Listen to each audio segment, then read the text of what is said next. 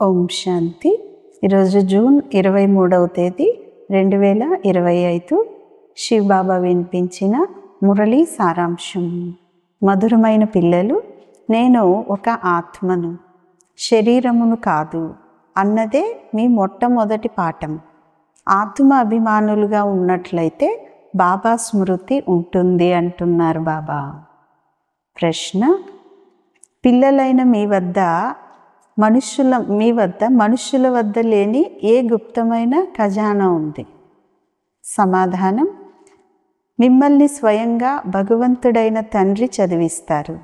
ఈ చదువుని గురించిన సంతోషం అనే గుప్తమైన ఖజానా మీ వద్ద ఉంది. మేము ఏదైతే చదువుతున్నామో అది భవిష్యత్తు అమరలోకం కొరకే కానీ ఈ మృత్యులోకం కొరకు కాదు అని మీకు తెలుసు. ఉదయమే లేచి విహరించండి, తిరగండి. కేవలం మొట్టమొదటి పాఠమును స్మృతి చేయండి.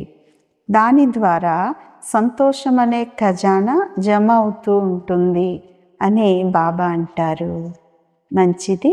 మధురాతి మధురమైన అపురూపమైన పిల్లలకు తల్లి తండ్రి బాప్దాదాల యొక్క ప్రియ స్మృతులు మరియు గుడ్ మార్నింగ్.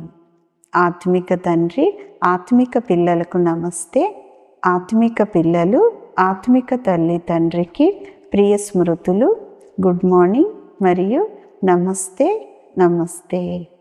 ధారణ కొరకు ముఖ్యమైన సారం. మొదటి పాయింట్: యోగ బలం ద్వారా మీ సర్వ కర్మేంద్రియాలను వశపరుచుకోవాలి. ఒక్క వృక్షపతి అయిన తండ్రి స్మృతిలో ఉండాలి. సత్యమైన వైష్ణవులుగా అనగా పవిత్రులుగా అవ్వాలి అంటున్నారు బాబా. రెండవ పాయింట్: ఉదయమే లేచి నేను ఒక ఆత్మను, శరీరమును కాదు అనేటటువంటి పాఠాన్ని పక్కా చేసుకోవాలి. మన ఆత్మిక తండ్రి మనల్ని చదివిస్తున్నారు. ఈ దుఃఖమయమైన ప్రపంచం ఇప్పుడిక మారనున్నది. ఇలా బుద్ధిలో మొత్తం జ్ఞానం అంతటి స్మరణ జరుగుతూ ఉండాలి అంటున్నారు బాబా. ఈరోజు వరదానం: ప్రతి ఖజానాను కార్యంలో వినియోగించి పదమాల సంపాదనను జమ చేసుకునేవారు పదమాపదం భాగ్యశాలి భవ.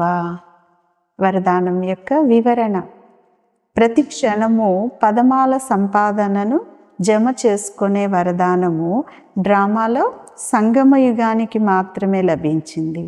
ఇటువంటి వరదానమును స్వయం కొరకు జమ చేసుకోండి మరియు ఇతరులకు దానం చేయండి. ఇలాగే సంకల్పాల ఖజానా, జ్ఞానం యొక్క ఖజానాను, స్థూల ధనం యొక్క ఖజానాను కార్యంలో వినియోగించి పదమాల సంపాదన జమ చేసుకోండి. ఎందుకంటే ఈ సమయంలోనే స్థూల ధనము కూడా ఈశ్వరార్థము సమర్పణ చేయటం ద్వారా ఒక నయా పైసా ఒక రత్నం సమానంగా విలువైనదిగా అయిపోతుంది. కావున ఈ అన్ని ఖజానాలను స్వయము మరియు సేవ కొరకు, స్వయం కొరకు మరియు సేవ కొరకు కార్యంలో వినియోగించినట్లయితే పదమాపదం భాగ్యశాలులుగా అవుతారు అంటున్నారు బాబా. స్లోగన్: ఎక్కడైతే హృదయపూర్వకమైన స్నేహం ఉంటుందో అక్కడ అందరి సహయోగము సహజంగానే ప్రాప్తిస్తుంది అంటున్నారు బాబా. మంచిది. ఓం శాంతి.